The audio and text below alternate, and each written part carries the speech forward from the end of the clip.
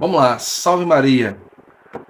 Ontem foi um vídeo mais informativo. No final, realizamos uma breve meditação. Hoje também ele é um vídeo informativo. Por quê?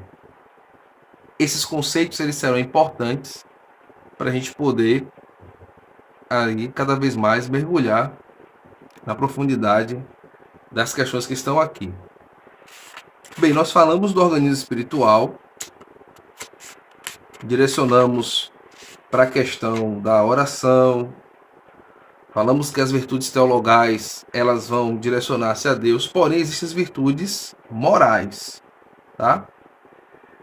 Para compreender o organismo espiritual, vai falar a Universidade da Vida Interior, é preciso compreender que abaixo das virtudes teologais, fé, esperança e caridade, nós temos as virtudes morais, tá?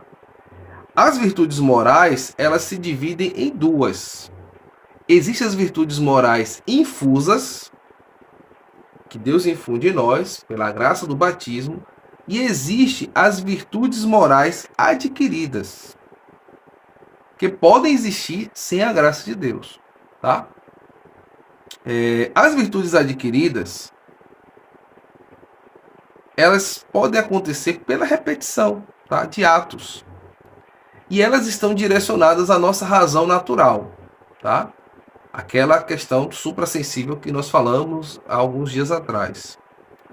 As virtudes adquiridas infusas, elas são colocadas por Deus, nós recebemos ela pelo batismo, e ela faz parte do organismo espiritual, tá?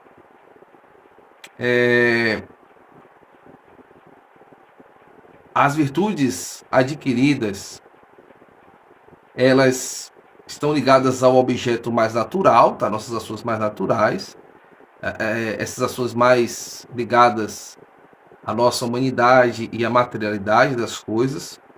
E as virtudes infusas, elas vão agir, tá? Mas nos direcionando às questões sobrenaturais, que é acessível pelo dom da fé, tá? Obviamente, essas virtudes que nos são adquiridas pelo dom da fé vêm pelos méritos da paixão de nosso Senhor Jesus Cristo, tá? E pela ação dos sacramentos, consequentemente. Mas observe, uma, de certa forma, vai precisar da outra. Porque as virtudes infusas é este dom da graça de Deus que está em nós. As virtudes adquiridas são as ações que nós vamos realizar, tá? Podendo ser a partir dessas virtudes infusas, tá? Em auxílio a ela. Então, elas precisam estar em concordância. Sabe, a gente pode ficar um pouco confuso ouvindo isso aqui, mas como é que a gente pode resolver isso? Sabe aquela questão que a pessoa, às vezes é uma pessoa de muita oração, profundo conhecimento da palavra, mas na vida prática, ela é uma negação. Pronto. Ela tem assim uma ação muito forte das virtudes infusas, mas nas virtudes adquiridas, ela tende a falhar. E, consequentemente, isso vai causar um problema na sua vida interior, vida espiritual.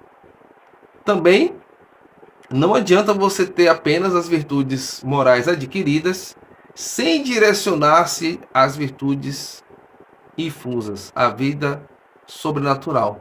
Entende? Então, a harmonia entre ambas, ela é de suma importância, tá?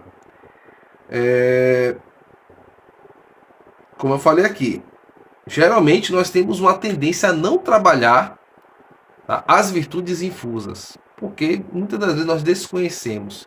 Se por uma ação assim, né, de um despertar posteriormente, a gente vai geralmente mais observando as virtudes adquiridas. Até eu faço um adentro aqui a esta palavra, quando nós tratamos da educação. Muitas pessoas falam de educação clássica e muitas das vezes direcionam a educação clássica apenas para as virtudes morais adquiridas. E se esquece que a verdadeira educação clássica é aquela ligada às virtudes infusas, e as virtudes adquiridas vão ser um auxílio a ela. Tá ok? Então é importante aqui que às vezes as pessoas confundem um pouco essas questões, tá?